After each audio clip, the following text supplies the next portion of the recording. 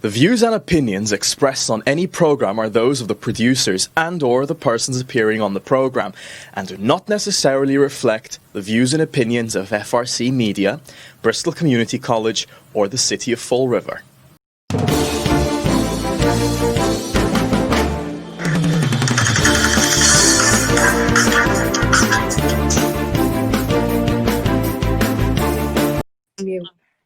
And we're back for one more show of the Table Topics. Every Wednesday night, we come into your house through Channel 95 with this show. Welcome for those that are viewing us through Facebook and YouTube. Like we promised on the other sides, it's John. And like we promised, we bring a guest today to talk about question one on the ballot. As we have Mike Panaccio, thank you for accepting our invitation. Thank you, my friend. Thank you for having me on. Thank you. On the other side over there, and not too far from here, is John Sylvia from the Niagara neighborhood. The guy that started all this trouble with me 5 years back. Exactly. We never thought that we were gonna last this long, John. But exactly. And today I am on this beautiful building that's called the former DeVol School, the building that we purchased, and I'm right in front of this art that I love. It was done by the third grades back 1989. It's one of the things that I want to preserve forever, is this artwork done by the kids. But we're gonna do another show for you, and we're gonna talk about question one on the ballots. John, take it over.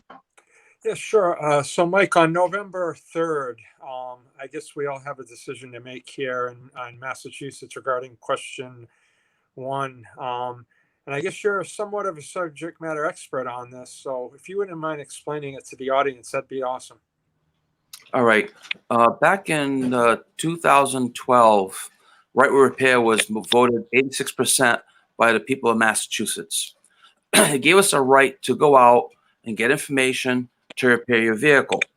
Well, since then, cars have changed. Something called telematics has come out. It's wireless information. On an older car, we take computer, OBD23, and plug into the dashboard and retrieve information. Now, we can't. We can't plug into anything. There's no more plugs. It's all through the cloud. It's all through systems. So if you bring your car to my repair facility that you know and trust and have your car repaired, I can't repair your vehicle because I don't have access to the information. The law would give garages like me access to information to repair your vehicle. I'm your trusted mechanic. You've known me for years. You trust me. Now you're driving down the road, check engine light comes on, and you come to me. I say, John, I can't fix your car. I'm sorry. You got to go to XYZ dealer. You go there. Oh, it's going to take a week. It's $139 an hour. It's going to be at least a $400 minimum. And then you won't have, I don't have the way to go. Like, for example, all right, I want you to fix things on my car. Not everything. No, when you go to the dealer, they're going to fix everything or nothing. You have no choice. You're going to pay a lot more money. A lot of garages will close, and the dealers are just going to be streaming all the profits. And the poor people that own the vehicle are going to be outside looking in. So if you vote yes for question one, it doesn't change anything. It just brings us closer to the future, what's happening. Now, a no vote means, well, you want the dealer to fix your car. It doesn't say that, but it means you want the dealer to fix your car. You want no choice, okay? And what the people that are for the no for question one are using scare tactics, commercials. They're going to come in your house. They're going to open your garage door. They're going to take over your car. Impossible. A yes for question one gives me access just to what's wrong with your car.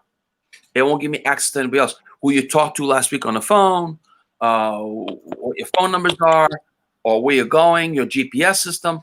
There's no access for that. It's a fabricated lie. It's a scare tactic. Well, Mike, what I find interesting about that is that, if they're going with, you're going to be able to go into someone's car or shut the brakes off or whatever, Yeah. the instance. If that's the case, can't the dealership do that then? So I don't think they can. I don't think they can. I have the other day about 2 years ago. I had a 2017 Lexus in the shop, and our scanner can actually toot the horn without touching the horn. Toot the horn. Check the. We're in the vehicle checking the car. We go on. We say check horn, check lights, check this and that. That we can do, but we can't control anything on the car. But just when we have the computer plugged in. Once I take out my computer can't control your vehicle. It's not controlling your vehicle. It's doing the checks, checking everything. It's like when a doctor hooks up a machine to you, checks everything and unplugs it. Well, the machine can't chase you around. It doesn't know. Yeah.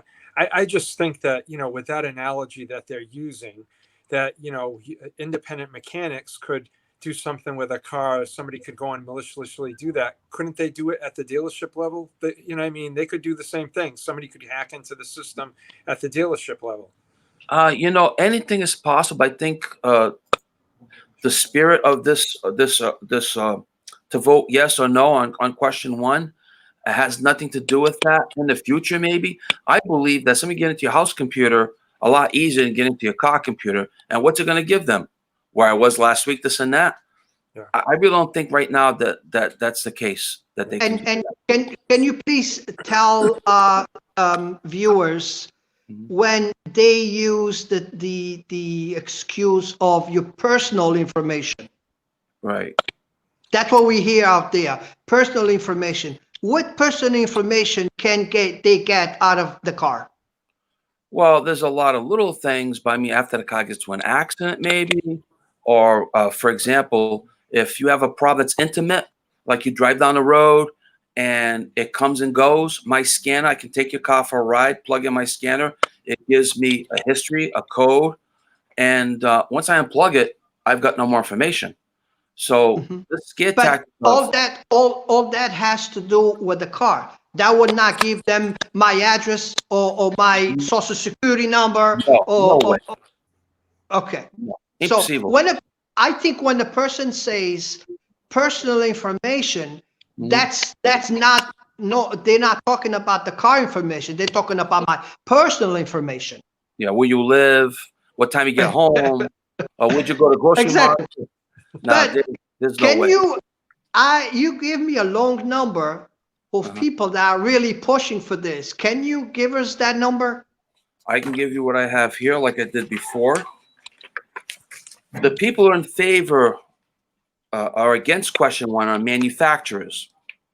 They are people like American Honda, BMW North America, Daimler Mercedes, Chrysler, Ford, General Motors, Hyundai, Kia, Nissan, Subaru of America, Toyota Motor Sales of America, and Volkswagen Group. They have contributed against question one $23,852 so that they want you to vote no on question one. So that's not fake news. No, it's I have it. It's not fake news because they just want to make more money. And another thing too is if they're spending, let's say, $25 million to get you to vote no on question one, I mean, the numbers I've seen, they're going to lose about $750 million across the whole United States. That's a lot of money to lose. So that's why they want to pay $25 million now to see, because what we voted yes in 2012 will change the whole thing. They'll want you to go to the dealer all the time, and it'll be astronomical, and you have no choice at all. If you want to do your brake lines and you don't want to do your brake pads, that's your choice. You bring it to the dealer, they're going to do everything. Here's the bill. If you like it or not, sorry, I can't do nothing for you. And once again, the small business and a lot of jobs are in jeopardized. Yeah, it's like if Ford said right now you can't go to La Cava's or AutoZone to buy a part, you have to buy it from Ford. I mean, that's not right. If the part is the same part and it works, I can go to AutoZone, I go to La Cava's. I can go anywhere I want, and I can price shop or different. Like this pot might be $10, no guarantee. This pot's $22 with a 4-year guarantee. What does the customer want? If I'm going to sell the car next week, I want the $10 part. I'm going to give the car to my daughter. She's going to college. I want the $20 part. It's your choice. You decide. You know, you like to go to a restaurant. There's 4 restaurants. Imagine if they said to you can go to McDonald's. Afterwards, it gets kind of sick, doesn't it? You trust somebody that's going to help you. Or you go to a dealer. I'm not saying they're all crooks, but dealers are there to make money. I mean, you come to my garage. I'm here to help you. You go to the dealer. You go to service writer. He's a salesman. He asks you a lot of questions and to see what he can sell or do. That's his job. You know, my job's a little different. My job's to help you. And there's a lot of guys like me all over the state, all over the country that will give you advice. I don't think you should do this. I think you should do it. It all comes down to the customer. Like you said, like I said, I'm going to trade the car in 6 months. That's fine. You know, I'm going to buy a new car, this car to my daughter. You know, you want that car to be right because my daughter breaks down the highway. She calls me and I get all nervous. You don't want to be nervous. You just want your car fixed. You want to be treated fairly. And there shouldn't be this problem. I mean, it's a no-brainer. But because they got $25 million to spend, you know, what's that tell you? You know what I mean? Wow. Oh. Mike, John. Yeah, Mike, I was just wondering, what year car would this be related to? Like, you know, when we started the whole computerized thing, would that be like 2010? Well, I believe Honda started in 1998. Oh, We could plug into it. Okay. But this new law, if it was to pass, if you voted no on question 1, would start in 2022. okay. And all the cars right now in between, they mostly have to go to the dealer to be done. So, I mean, go ahead, sir. I'm sorry. So you guys basically have to pay to get into, like, say, Ford. If you wanted to get some kind of code, you already have to pay to get into that program. Well, we have what's called a snap-on scanner, and with that scanner, we go into different manufacturers, punch in, it's a Ford, whatever, and what size engine, what kind of carburetor it has, and we ask it, you know, what happens, all the codes come up. It's got a misfire. It's got a problem with the fuel pump. There's not enough gas getting in, intermittent. And then a good mechanic has to take that information and go with it, check all the wiring. You know, it's like a fireman going to a house that's on fire. Is the fire in the bathroom? You don't go to the attic. You go to the bathroom. Yeah. So this computer's telling me where the problem is, what kind of problem it is, and then a good mechanic has to go and check the wiring and everything. They don't always tell you what the problem is. Yeah. You know? Yeah. Sometimes a smart mechanic or someone who's been doing a lot of Fords, a lot of Chryslers, GMs, and knows how to use a scanner can find a problem. And usually it's something stupid, a bad cable, bad wire, a bad part, or something like that, you know. But it gives you an idea where to start. Yeah. Now, these new computers, new telematics, that's a whole different thing. Yeah. Yeah. What I was trying to get at is that, you know, the independent guys still have to pay to get into these programs. It's not like definitely free, you know, no, nothing free with that. Yeah. Okay. And that's not an issue of getting the equipment, it's access to the information. Okay. So that, you know, right now you're paying for it, but if this thing passes, then you're not going to be able to even go in and pay for it and access it. It'll just be through the dealerships. So, yeah, that's you know, it's probably the method to the madness, because you figure you get a car like a Hyundai or a Kia. Once it meets once it goes over the warranty, then you're at the dealership, and maybe that's a way of them selling new cars as well. Hey, your car's out of the warranty now. Yeah, well, they want to sell you. For example, they may sell you stuff you don't need. Yeah. Like Ford might say in the owner's manual, change spark plugs every 90,000 miles. But the dealer might tell you need to do it every 55,000 miles. Yeah. I suggest read the owner's manual, go on Google, and check for yourself. Yeah. Good to know. Good to know. Very useful information. Your owner's manual is very important. Read it. Yeah. Yeah. Go ahead. Yeah. No, I actually have gone through. That's how I figure out. You get a new car, you don't even know what the buttons are. So you got to go in there and look at that to figure out how things work. So, yeah, it's very, very useful. And and I don't want to keep you much longer. You've been kind enough to spend about an hour already with me between the two shows. I know you're a busy guy, so it probably you already have like 5 people waiting for you to be done to have questions for you. So, but the bottom line here is, if people want to keep the way it is right now, vote yes. Correct. If you want to, if you're not happy the way it is and you want to change it, giving the mall authority to the big dealers, then you vote no. If you vote no, you're not going to be very happy. I just want to put the information out there with the facts, no fake news, with the facts, and let the people make up their minds and decide it. But go ahead. There's no way I want to take a scanner, get your information, and find out where you live, because I go in the glove box and get your registration. That's a great way to find out where you live. Or your own, or if you go in the glove box, get other people's repair bills. There's phone numbers. There's all kinds of stuff there. But there's no way I can get in your computer and find out where you live, take control of your car, break your car, change your car, add things to your car. No way. That's a scare tactic. Yeah. Never mind, get your Social Security and your checking account and all that stuff. Oh, that's in your glove box. If you have paperwork from the hospital, whatever, it could be there. Yeah, exactly. Oh, the checkbook. Or check your trash. Sometimes you throw it away, people find it, Yeah. So I wouldn't worry about that. Very good, Mike. Thank you again for coming to the show. I really appreciate. And John, I don't know if you want to. Yeah, Mike.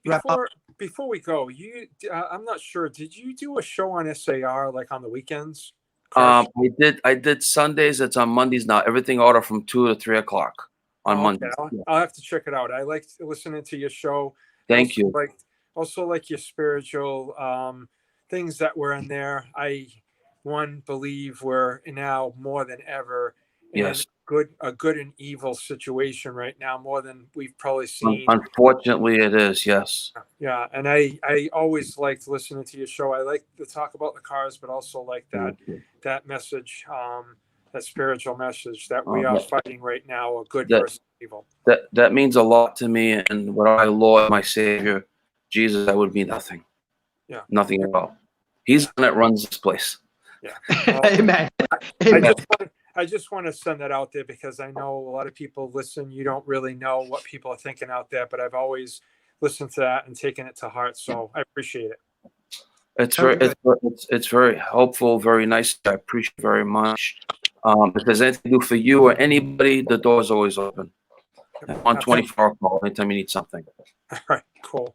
Thank you again, Mike, for coming and stopping by our show. Thank you. Have a blessed. Go ahead. Go ahead, Mike. No, I interrupted. I apologize. That's okay. I was just wrapping up and moving on with our show. Thank you, Mike, again. So we are back again with and continuing the show. I think was very informative. The information that we give. Well, when we have a guest, really gives us a lot of more information on the show. Last week was the farmers market, and people liked the show. And today about question 1, so we need to find a guest for next week to intervene and talk to us. Yeah, but true, because you don't want to hear me. You don't want to hear me arguing with you all the time, right? Come on, we still have time. We still have time. Hey, I mean, hopefully in the next couple months there won't be anything to argue about anymore, right? No, I don't think so. You don't have Facebook, so I posted yesterday a picture that I said, this is the America that I know and the American that I love, and is 2 individuals, one with the flag, Trump flag, and one with Biden flag. But they are giving, each other the fist. So it's like they could not shake hands. Yeah. So I think that picture gave me give me a light on the end of the tunnel, because that's America. Yep. Yep. No, I hear you. I hear you. I agree. Unfortunately, it has changed over the last few years, but I'm going to start reading a few different books where folks are thinking that some of the issues that we're running into now have been around, but it's just they're more prevalent now. They've been around for years, decades, but it's just, I guess, come to pass now. So I have faith. When we were talking to the last guest, I did listen to him. I didn't realize, because I haven't really been listening to the radio as much now, but I really did appreciate his message, his spiritual message. I think that's something that's really lacking right now in society itself. That there's more here than just us, than yourself. And I think if everybody got back to that, they'd probably treat people a lot better than we're all treating each other right now. So I do have hopes that it's been a tough year, and the virus didn't help. I mean, it's been, for the past 3 years, it's been. But we've been surviving. We've been still talking to each other. We've been still, able to talk about disagreed, but move on.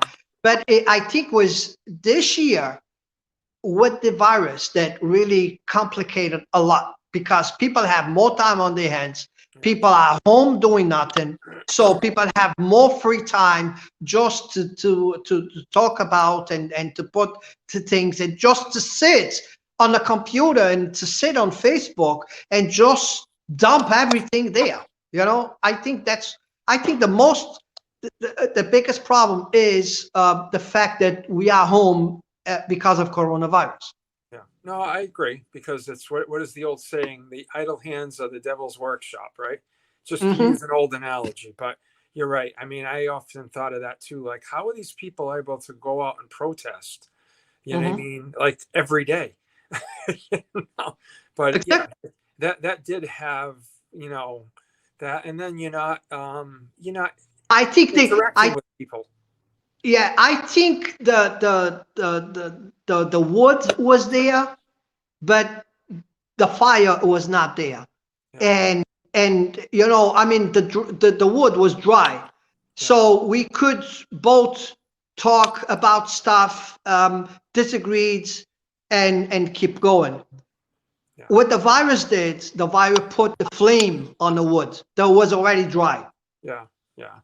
Well, I mean, unfortunately, and now it's out of control. Yeah, but it's a worldwide thing, Carlos. Right now, it is.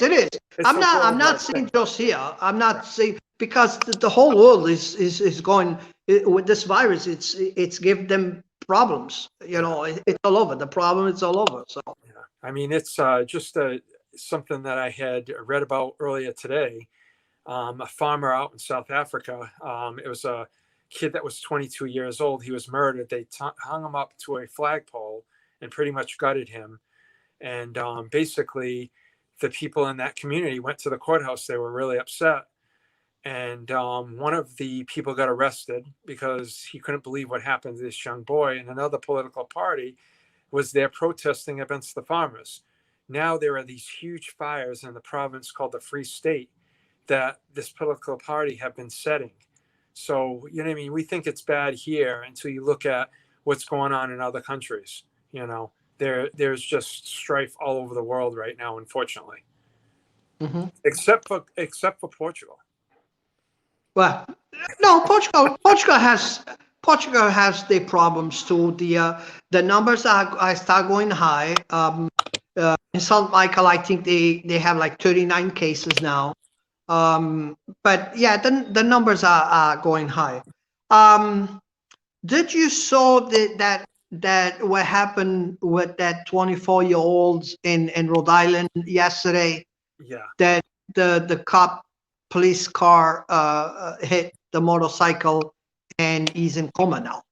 Did you saw the video? Yeah, I saw the video on channel 12, I think, or 10. It kind of clips out, so it's kind of hard to tell really what happened there from at Mhm. least the video I saw on TV. I mean, I Mhm. see a cop car and then I see a moped on the ground. So, yeah, it's kind of hard to figure out what's going on there. But and really, what can the police do? You saw like 100 or 200 of these bikes, and that's been happening here around Fall River, where people are driving those four-wheel, the ATVs around on the street, dirt bikes on the street. I've been hearing that more and more now, even around here, where you hear about 10 or 15 of them go by. Yeah. So if you looked at the video on Providence, it looked like it could be an issue. They were like at least 50 to 100 of those just Well, driving in the middle of the street. the problem I see there, it's him running from the police again. Yeah. If he's running from the police like that, Yeah. if he hits somebody that was going on doing their life, he probably could kill somebody Yeah. too. I mean, it is a reason why the police acted like that. Yeah. And Well, him running for the police doesn't help the case too. Well, Carlos, I think we found this all too often over the last few years is that before, you get an opinion or even you think about it, at least this is my thinking. I want to see everything, because all too often we see something for like 5 minutes and then 6 months later, something comes out and you have a whole different opinion on it. And unfortunately, they don't always show that stuff. So, if you show me something and it's a video and I can only see half, how can you make a determination on that? That's all you're seeing. Well, the video, I don't know if they showed on TV, but the video that I saw, the cruiser hit the motorcycle to stop him. Yeah, I didn't see that. And I didn't see the vehicle. And yes, and he was bounced against the wall with the motorcycle. So, I mean, the TV probably is not showing that, but I saw that on Facebook. Somebody was there, and you know how it is today. Now you're going to see like 5-10 videos from the same thing with different people, because now you have a phone on your hand. It's like a TV. Yeah. It's like you have a TV station, Yeah, and that's pretty much. That's pretty much what happened. So the video that I saw on TV, it really didn't show. You know what I mean? It didn't show. It showed the police car moving, but it didn't show that he bumped the guy. You know what I mean? And then and then it switches to, because there was something blocking it, and then it switches to the moped and the guy are on the sidewalk. Yeah. So the video that I saw is definitely a chase. Yeah. And the cruiser just hit him, and he got bounced into the wall, and that's it. And he was on the ground. So, but again, they probably don't use, because again, whoever was using really was using a language that if he's not going to put on, So they probably. That's why probably they use some other video and they use this particular video, because this video shows everything. Right. And was there a lot of swearing on it? So that's probably why they used it. Yes. Okay. Yes. The person that was, matter of fact, the police had to push him back, and he's yelling at the police that he's on the sidewalk. Yeah, you're on the sidewalk, but the cruiser wants to pass by. What are you going to do? You're going to stand in there, and the police not going to be able to pass by. So yeah, and he was swearing a lot. So I think that's why they didn't use it. Yeah. But anyway, John, was another show. Yeah, excellent. I see you next week. So next week, I think Steve will be available on Wednesday. If not, we will change it. But until then, thank you again, and stay safe. You as well. Good night, everybody.